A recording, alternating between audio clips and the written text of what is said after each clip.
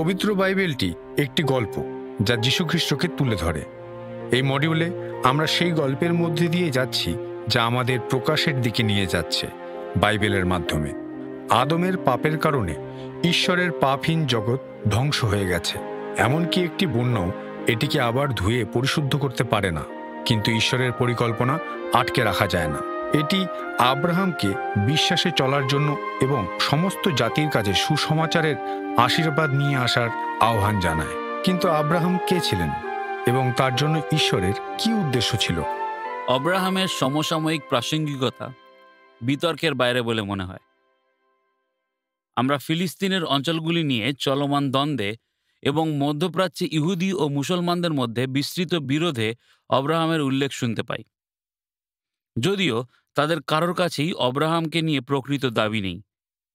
খ্রিস্টীয় বিশ্বাসীরাও যারা বিশ্বাস করে তাদের পিতা হিসেবে আব্রাহামকে দেখে। আব্রাহাম সম্পর্কে আমাদের বোঝার ক্ষেত্রে আমাদের অবশ্যই শাস্ত্রের সাথে লেগে থাকতে হবে। এটি অপরিহার্য যে আমরা যেন বাইবেলের মধ্যে ঈশ্বরের উদ্ঘাটন ঘনিষ্ঠভাবে অধ্যয়ন করি। বিশেষ করে উদ্ধারের ইতিহাসের এই অংশে তিনি যে ঈশ্বর তত্ত্ব প্রদান করেন। কিভাবে দুটি বংশধরদের ইতিহাস আব্রাহামের অধীনে অগ্রগতি এবং প্রসারিত হয়। ঈশ্বর আব্রাহামের আহ্বানে কি কি ঈশ্বরতাত্ত্বিক বিষয়বস্তু প্রদান করেন। কিভাবে আব্রাহামের সাথে ঈশ্বরের চুক্তি আরও একবার ঈশ্বরের উদ্ধারের পরিকল্পনাকে অগ্রসর করে এবং বাইবেলের ইতিহাসে এরপর যা কিছু আসে তার দিকে আমাদের নির্দেশ করে। কেন নতুন নিয়ম এত দৃঢ়ভাবে জোর দেয় যে আব্রাহাম সেই সকলের পিতা যারা বিশ্বাস করে। আমরা কি পুরাতন নিয়মেও একই সুসমাচার এবং পরিত্রাণের উপায় খুঁজে পাই যা আমরা নতুন নিয়মে আবিষ্কার করি? এই বক্তৃতায় আমরা কিছু ঈশ্বরতাত্ত্বিক বিষয়বস্তুগুলো ব্যাখ্যা করব যা ঈশ্বর আব্রাহামের জীবনের মধ্যে প্রদান করেছেন। আমরা সেগুলোকে আব্রাহামের আহ্বানের, আব্রাহামের সাথে চুক্তি এবং আব্রাহামের মাধ্যমে প্রতিশ্রুত আগত মুক্তিদাতা এবং মুক্তির এখতিয়ারে বিবেচনা করব। আপনি যদি শুনতে থাকেন, আমরা আব্রাহামের জীবনের একটি উত্তেজনাপূর্ণ ঘটনা পরীক্ষা করে এই বক্তৃতাটি শেষ করব, যা আমাদের বিষয়বস্তুগুলোকে কেন্দ্রীভূত করে এবং ব্যাখ্যা করে যে কিভাবে আমাদের উদ্ধারের ইতিহাসে ঈশ্বরের বৃহৎ পরিকল্পনার সাথে একটি নির্দিষ্ট বাইবেলের গল্পকে সংযুক্ত করতে হয়। প্রথমত, আসুন আমরা আব্রাহামের আহ্বানের কথাটি বিবেচনা করি। নারীর বংশধর অর্থাৎ মণ্ডলী এবং সর্পের বংশধর অর্থাৎ জগতের ক্রিয়াকলাপ চলতে থাকে। আদিপুস্তক 10 অধ্যায়ে আমরা নোহের 3 পুত্রের ও ভবিষ্যতের জাতিগুলির উৎপত্তির সুস্পষ্ট বংশবৃত্তান্ত দেখতে পাই। আপনি লক্ষ্য করেছেন যে সর্পের বংশধরকে হাম, কুশ এবং নিম্রোদের মাধ্যমে প্রতিনিধিত্ব করা হয়েছে,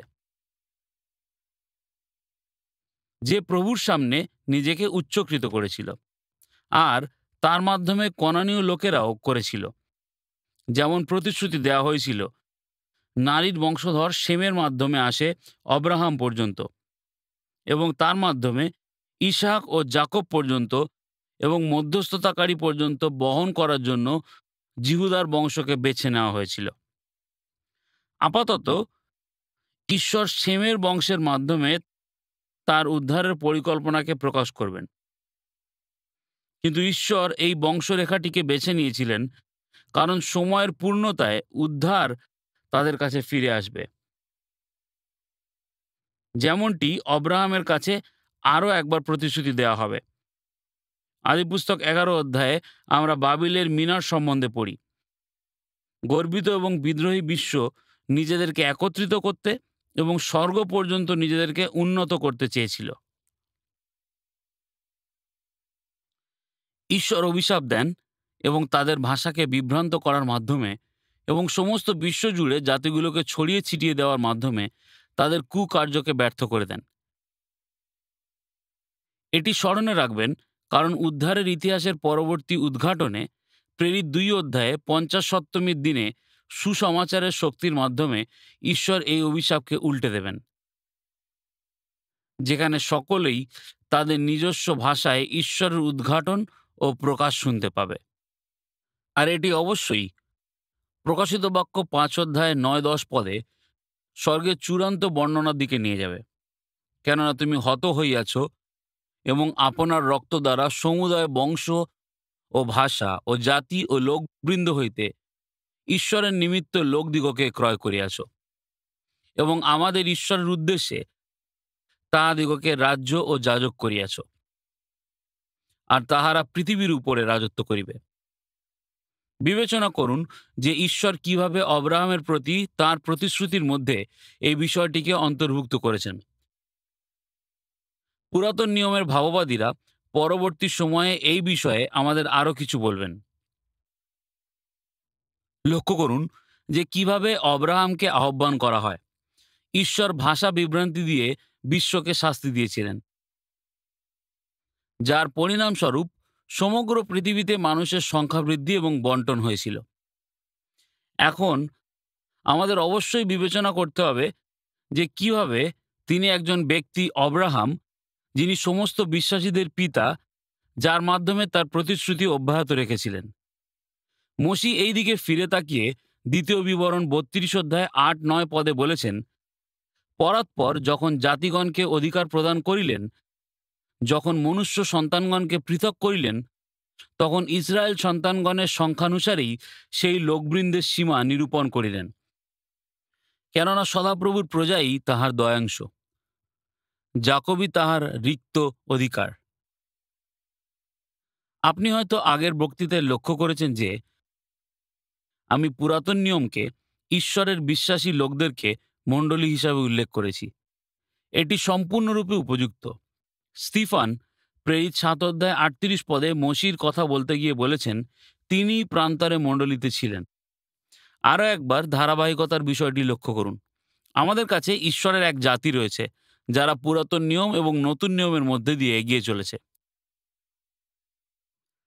শ্বেত থেকে শুরু করে শেম থেকে অব্রাহাম পর্যন্ত, শেষ পর্যন্ত নতুন নিয়মে পরজাতীয়দের অন্তর্ভুক্ত করা পর্যন্ত প্রসারিত হয়েছে, যেমনটি আমরা এক মুহূর্তের মধ্যে দেখতে পাব। মণ্ডলী এর জন্য নতুন নিয়মে যে শব্দ ব্যবহার করা হয়েছে তার অর্থ হল আহুত ব্যক্তিরা। আর আমরা আদিপুস্তক 12 অধ্যায়ে প্রথম পদ এবং পরবর্তী পদগুলোতে ঠিক এটাই অব্রাহামের ক্ষেত্রে দেখতে পাই। ঈশ্বর তাকে কলদীয়দের উর দেশ থেকে ডেকে আনেন এবং তাকে জগৎ থেকে পৃথক করেন। ঈশ্বর তার ঐশ্বরিক বাক্য ঘোষণা করার মাধ্যমে তাকে আহ্বান করেন। আবার লক্ষ্য করুন, ঈশ্বর তার মহিমা প্রকাশ করছেন। প্রেরিত 7 অধ্যায়ে 2 পদে স্তিফানের কাহিনীতে ফিরে যায়। সেখানে লেখা আছে, হে ভ্রাতারা ও পিতারা, শুনুন, আমাদের পিতা অব্রাহাম হারনে বসতি করিবার পূর্বে যে সময়ে মিসোপতেমিয়ায় ছিলেন, তৎকালে প্রতাপের ঈশ্বর তাহাকে দর্শন দিয়াছিলেন আর বলিয়াছিলেন। ঈশ্বর অব্রাহামের কাছে নিজেকে জিহোবা হিসাবে প্রকাশ করেন। আদিপুস্তক 15 অধ্যায় 1 পদে তিনি বলেছেন, আমি তোমার ঢাল ও তোমার মহাপুরস্কার। আবার 17 অধ্যায় 1 পদে, আমি সর্বশক্তিমান ঈশ্বর, ঈশ্বরের নাম তার মহিমার প্রকাশ। অব্রাহামের আহ্বানের মাধ্যমে ঈশ্বর নিজেকে এবং তার মহিমা প্রকাশ করেছেন। আমাদের এখানে মনোনয়ন শিক্ষাতত্ত্বের সম্পর্কে কিছু উল্লেখ করা উচিত। ঈশ্বর সার্বভৌমভাবে অব্রাহামকে বেছে নিয়েছিলেন।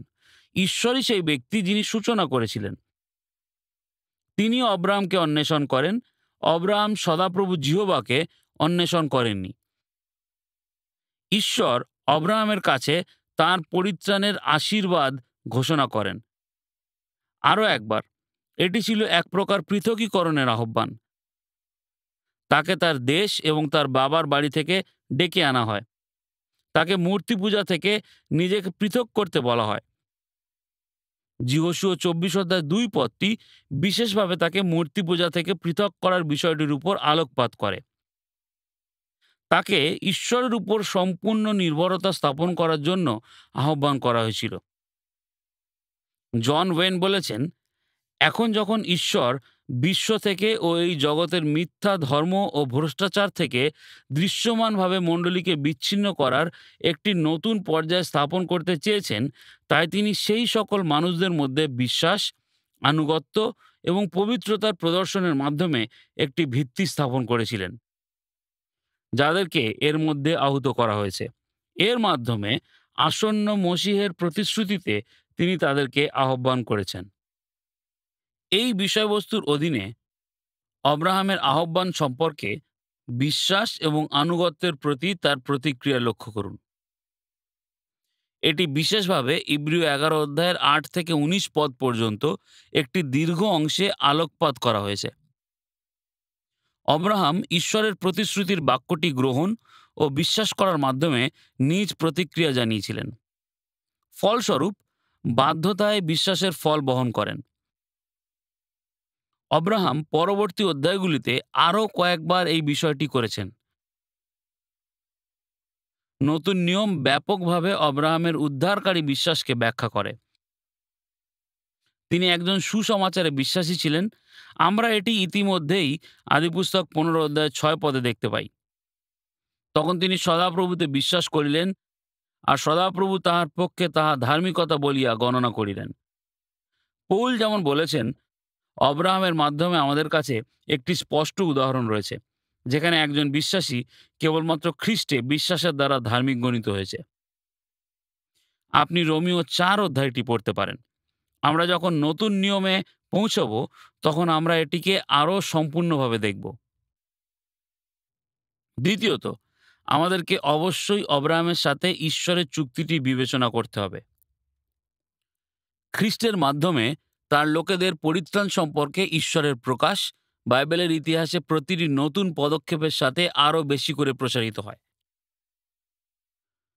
আদিপুস্তক 3 অধ্যায় 15 পদের চুক্তির প্রতিশ্রুতিটি নোহের সাথে ঈশ্বরের চুক্তিতে আরও পূর্ণ এবং স্পষ্ট হয়ে ওঠে, এবং আরও বেশি করে স্পষ্ট হয় এখন ঈশ্বরের সাথে অব্রাহামের চুক্তির মধ্যে দিয়ে। অনুগ্রহের এই চুক্তি মসি, দাউদ এবং নতুন চুক্তির মাধ্যমে প্রকাশ হতে থাকবে। অব্রাহামের সাথে এই চুক্তি একটি ভিত্তি প্রদান করে এবং উদ্ধারের ইতিহাসে তার লোকেদের সাথে ঈশ্বরের যোগাযোগ স্থাপনের একটি পরিভাষা এবং লক্ষ্য প্রদান করে। আমরা এখানে যা পাই তা পরবর্তী সময়ের মধ্যে প্রবাহিত হতে থাকে। লক্ষ্য করুন যে ঈশ্বর তার চুক্তির সূচনা করেন আদিপুস্তক 12 অধ্যায় 1 পদে এবং পরবর্তী পদগুলোতে। তিনি 15 অধ্যায়ে সংরক্ষণের বিষয়টিকে ব্যাখ্যা করেছেন। তিনি 17 অধ্যায়ে চিহ্ন এবং মুদ্রাঙ্কিত করার মাধ্যমে এটি সুনিশ্চিত করেছেন এবং 22 অধ্যায়ে এটি সমাপ্ত করেছেন। প্রতিটি বিভাগে আমরা পুনরাবৃত্তি করা উপাদানগুলি দেখতে পাই। তাদের কয়েকটি আমি উল্লেখ করতে চাই। প্রথমত, আমরা একটি প্রতিশ্রুত দেশ খুঁজে পাই। সুতরাং প্রথমত একটি প্রতিশ্রুত দেশ রয়েছে, তার বংশধরদের জন্য একটি স্থান রয়েছে। এখন আমাদের পরবর্তী বক্তৃতায় এই বিষয়টিকে ব্যাখ্যা করার জন্য অপেক্ষা করতে হবে। কিন্তু লক্ষ্য করুন যে অব্রাহাম জানতেন যে ভৌগোলিক দেশটি স্বর্গে আধ্যাত্মিক উত্তরাধিকারের দিকে নির্দেশ করে। ইব্রিয় 11 অধ্যায় 10 পদে লেখা আছে, তিনি অর্থাৎ অব্রাহাম ভিত্তিমূল বিশিষ্ট সেই নগরের অপেক্ষা করিতেছিলেন, যাহার স্থাপনকর্তা ও নির্মাতা ঈশ্বর। সুতরাং প্রথম উপাদানটি হল একটি প্রতিশ্রুত দেশ। দ্বিতীয়ত, আমরা একটি প্রতিশ্রুত বংশধর দেখতে পাই, তার শারীরিক বংশধর, যার মধ্যে একজন প্রতিশ্রুত বংশধর অন্তর্ভুক্ত থাকবে। তৃতীয় উপাদান হল একটি প্রতিশ্রুত আশীর্বাদ। তাকে ফলপ্রসূতার প্রতিশ্রুতি দেওয়া হয়েছিল, যা বিশ্বের জাতিগুলোকে ঘিরে রাখবে। আমাদের কাছে এই চুক্তি সম্পর্কিত কয়েকটি বিষয়ই স্পর্শ করার সময় আছে, তবে আমি সেইগুলির প্রতি আপনার দৃষ্টি আকর্ষণ করতে চাই। প্রথমত, চুক্তির প্রতিশ্রুতির মূলটি 17 অধ্যায় 7 পদের কথাগুলিতে পাওয়া যায়। আমি আমার নিয়ম স্থাপন করব, এবং তার ঠিক আগেই এই কথাটা লেখা আছে, তোমার সহিত ও পুরুষানুক্রমে তোমার ভাবী বংশের সহিত। তিনি তাদের ঈশ্বর হবেন এবং তারা হবে তার লোক। আপনাকে সেই কথাগুলিকে আপনার মনের মধ্যে চিত্রাঙ্কন করে ফেলতে হবে, কারণ আপনি এই পরিভাষাটি অনুগ্রহের চুক্তির এই মূল অংশটি আক্ষরিক অর্থে বারবার দেখতে পাবেন। সমস্ত পুরাতন ও নতুন নিয়ম জুড়ে, প্রকাশিত বাক্য 21 অধ্যায় 3 পদের চূড়ান্ত সমাপ্তি পর্যন্ত। সমগ্র বাইবেলের মধ্যে অনুগ্রহের চুক্তির ধারাবাহিকতা দেখার জন্য এটি গুরুত্বপূর্ণ।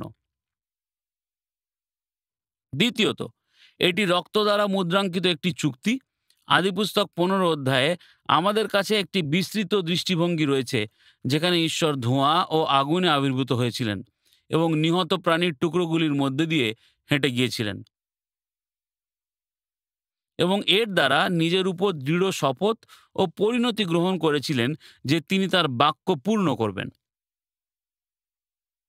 তৃতীয়ত, আমরা আরও একবার দেখতে পাচ্ছি যে অনুগ্রহের চুক্তির মধ্যে সুসমাচারের প্রতিশ্রুতিতে পরিবারের নীতি অন্তর্ভুক্ত রয়েছে। অব্রাহামের প্রতি ঈশ্বরের প্রতিশ্রুতি তার সন্তানদের প্রতি বর্তেছিল।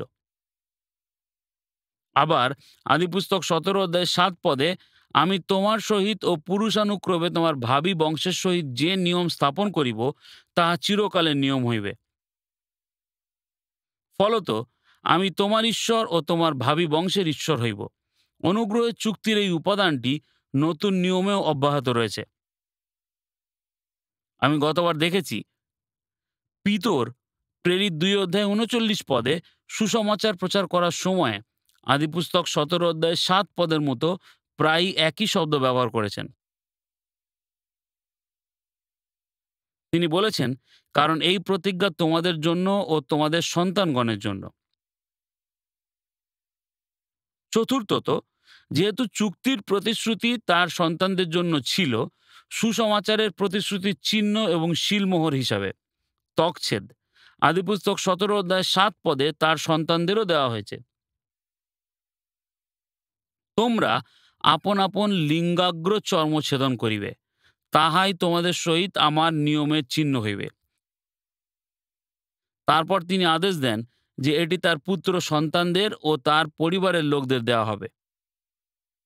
রোমীয় 4 অধ্যায় 11 পদে পৌল তকছেদকে বিশ্বাসের ধার্মিকতার একটি চিহ্ন এবং শিলমোহর বলে সম্বোধন করেছেন। কিন্তু প্রতিশ্রুতির চিহ্ন নবীকরণ অথবা নতুন জন্মকে অনুমান করে না।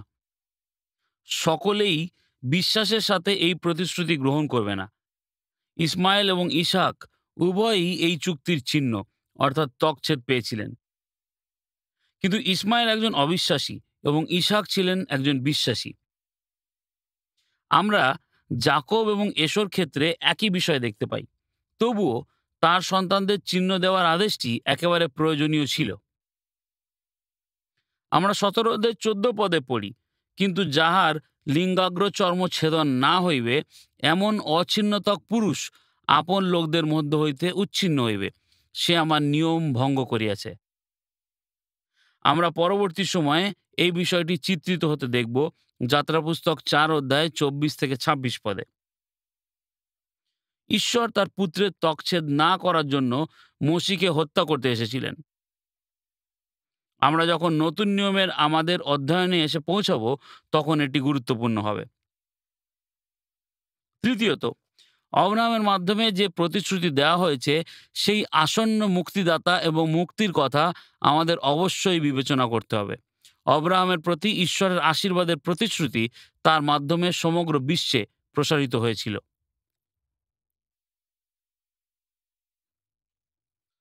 আমরা এটি আদিপুস্তক 12 অধ্যায়ে 3 পদের শেষে দেখতে পাই, এবং তোমাতে ভূমণ্ডলের যাবতীয় গোষ্ঠী আশীর্বাদপ্রাপ্ত হইবে। এই প্রতিশ্রুতি শুধুমাত্র আসন্ন মুক্তিদাতা যীশুখ্রিস্টের মাধ্যমেই পূর্ণ হবে, যাকে নতুন নিয়মের প্রথম পুস্তক মতি 1 অধ্যায় 1 পদে অব্রাহামের পুত্র বলা হয়েছে। গালাতীয় 3 অধ্যায় 14 পদ বলে, যেন অব্রাহামের প্রাপ্ত আশীর্বাদ খ্রিস্ট যীশুতে পরজাতিগণের প্রতি বর্তে।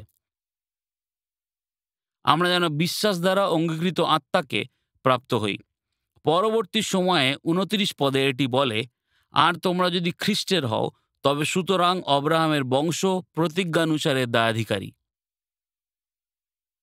তাই আপনি আরও একবার প্রতিশ্রুত বংশধরের এই বিষয়বস্তুটি দেখতে পাচ্ছেন, যা আদিপুস্তক 3 অধ্যায় 15 পদে দেওয়া হয়েছে। এটি এখনও অব্রাহাম এবং অব্রাহামের বংশের কাছে নিয়ে যাওয়া হচ্ছে। এটি অবশেষে স্বয়ং খ্রিস্টের দিকে পরিচালনা করে, যেমনটি আপনি গালাতীয় 3 অধ্যায় 14 পদে দেখতে পাচ্ছেন। আর খ্রিস্টের মাধ্যমে সেই প্রতিশ্রুতি অইহুদি বিশ্বাসীদের এবং তাদের সন্তানদের দিকে প্রবাহিত হয়। আপনি লক্ষ্য করছেন, প্রতিশ্রুতিটি কখনোই ইহুদিদের জন্য সীমাবদ্ধ রাখার উদ্দেশ্য ছিল না, অর্থাৎ শারীরিক বংশধরদের জন্য, কিন্তু খ্রিস্টের সুসমাচারে যারা নিরাময় ও উদ্ধারকারী বিশ্বাস ধারণ করবে তাদের সকলের জন্যও প্রসারিত হয়েছিল। রোমিও 4:13 আমরা পড়ি, কারণ ব্যবস্থা দ্বারা নয়, কিন্তু বিশ্বাসের ধার্মিকতা দ্বারা অব্রাহামের বা তাহার বংশের প্রতি জগতের দায়াধিকারী হইবার প্রতিজ্ঞা করা হইয়াছিল। অতএব পরজাতীয় বিশ্বাসীরা অব্রাহামের প্রকৃত সন্তান এবং তার প্রতিশ্রুতির উত্তরাধিকারী। গালাতীয় 3:7 অতএব জানিও, যাহারা বিশ্বাসাবলম্বী তাহারাই অব্রাহামের সন্তান। অথবা 9 অতএব যাহারা বিশ্বাসাবলম্বী তাহারা বিশ্বাসী অব্রাহামের সহিত আশীর্বাদ প্রাপ্ত হয়। এই সমস্তই আমাদের জন্য সেই পথকে তুলে ধরে যার মাধ্যমে অব্রাহামের সময়কালে ঈশ্বরের প্রকাশ আমাদের মুক্তিদাতা খ্রিস্ট এবং তার মাধ্যমে সেই মুক্তির দিকে নির্দেশ করে।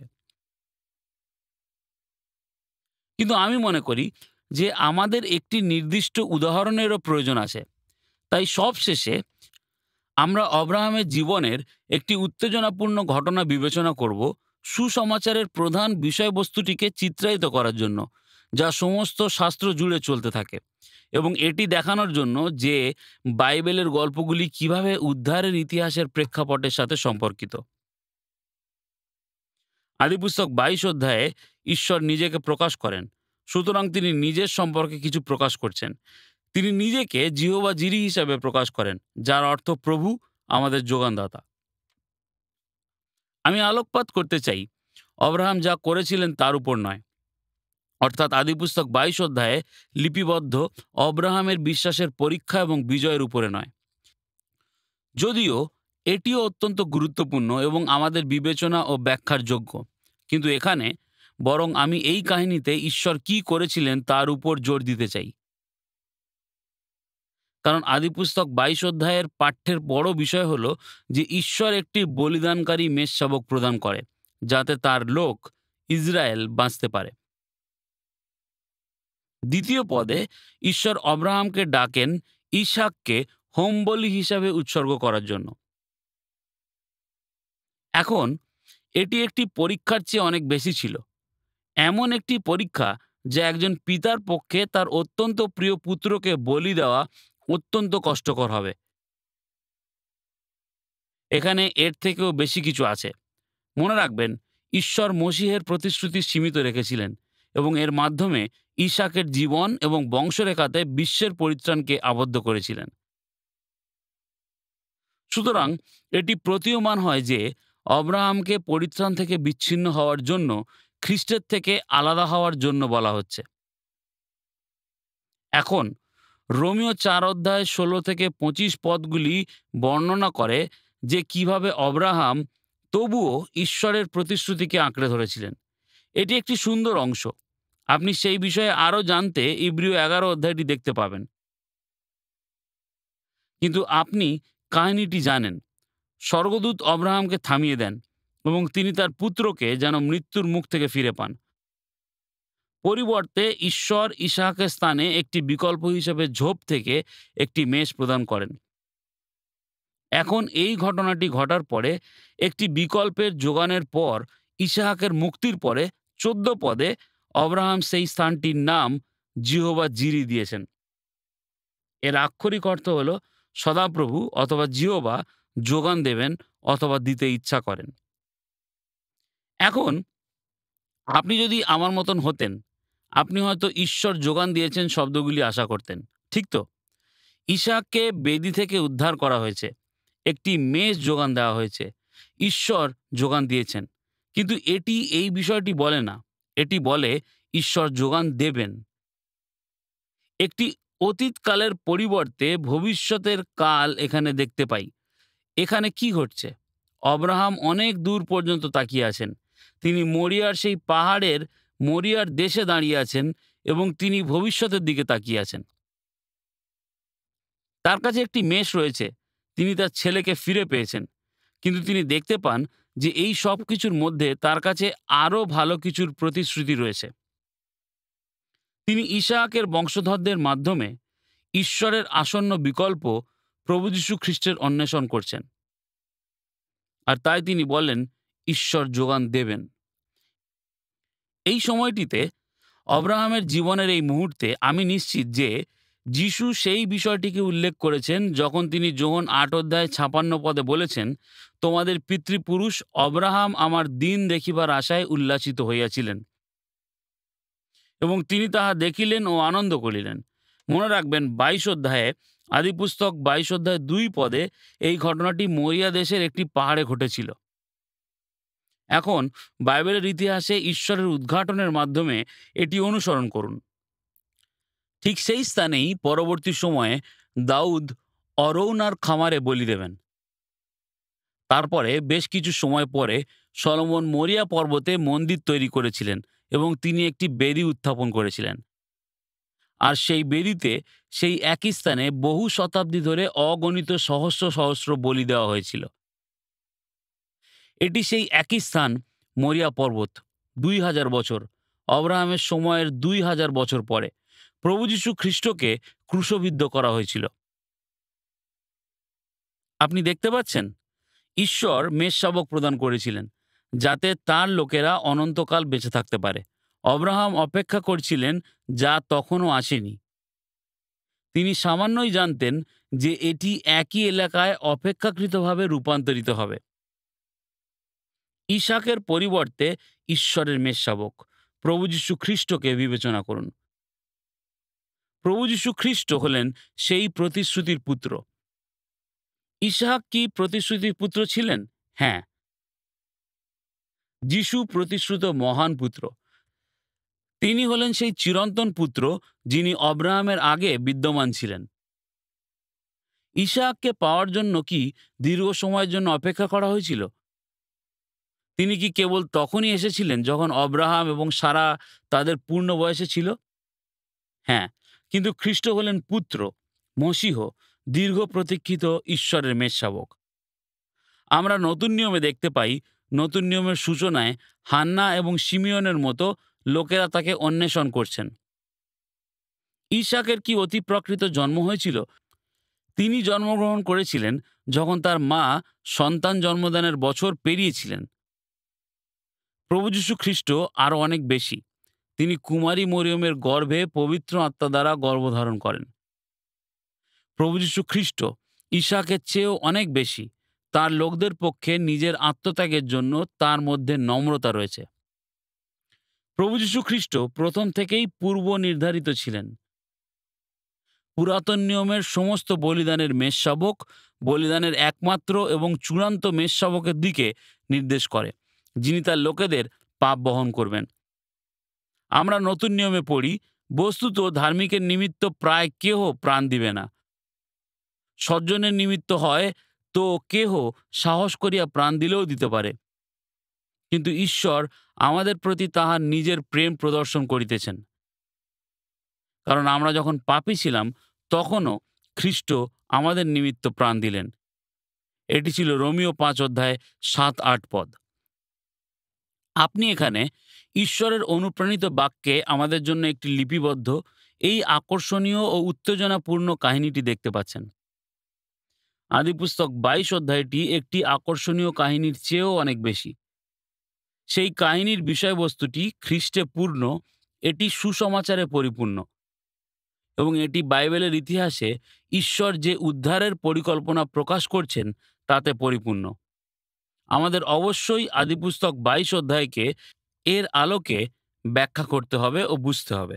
আর পরিচর্যাকারীরা যেন অবশ্যই সেই আধ্যাত্মিক বাস্তবতার আলোকে এই শাস্ত্রাংশটি প্রচার করেন। এটি একটি অভিসৃত আলো এবং রং প্রদান করে এবং এটি খ্রিস্টের শাস্ত্রাংশগুলি থেকে সূত্রপাত তৈরি করে। ফলস্বরূপ সেই শাস্ত্রাংশটি খ্রিস্ট থেকে আমাদের পর্যন্ত ইঙ্গিত করে। আমরা সমসাময়িক খ্রিস্ট বিশ্বাসীদের জন্য আদিপুস্তক 22 পাওয়া কাহিনীর মতো একটি কাহিনীর দৃঢ় প্রাসঙ্গিকতা দেখতে পাই। খ্রিস্ট ছিলেন অব্রাহামের বিশ্বাসের বিষয়বস্তু। তিনি বর্তমানেও প্রতিটি সত্যিকারের বিশ্বাসীর জন্য বিশ্বাসের বিষয়বস্তু হয়ে রয়েছেন। আমরা লক্ষ্য করেছি যে বাইবেলের ইতিহাসে ঈশ্বরের নিজের উদ্ঘাটন এবং পরিত্রাণের বিষয়ে আমাদের বোঝার জন্য অব্রাহাম কতটা গুরুত্বপূর্ণ। আমরা শিখেছি যে অব্রাহামের এই অনুপ্রাণিত বিবরণটি আজকের প্রতিটি খ্রিস্ট বিশ্বাসীর সাথে সরাসরি সম্পর্কিত। পরবর্তী বক্তৃতায় আমরা অব্রাহামের পরে পিতৃপুরুষদের সময়ে ঈশ্বর যে ঈশ্বর তত্ত্ব প্রদান করেন তা বিবেচনা করব। আমরা আশা করি এই বক্তৃতায় যা বিবেচনা করেছি তা দ্বারা আপনি অনুপ্রাণিত হয়েছেন। রেভ রবার্ট ম্যাককার্লির সাথে যোগ দিন। পরের অংশ বাইবেল তত্ত্বের মাধ্যমে আমাদের যাত্রা আরও গভীর হবে এবং জানতে সাহায্য করবে কিভাবে আব্রাহামের পরিবারে পরিত্রাণের গল্পটি প্রকাশ পায়।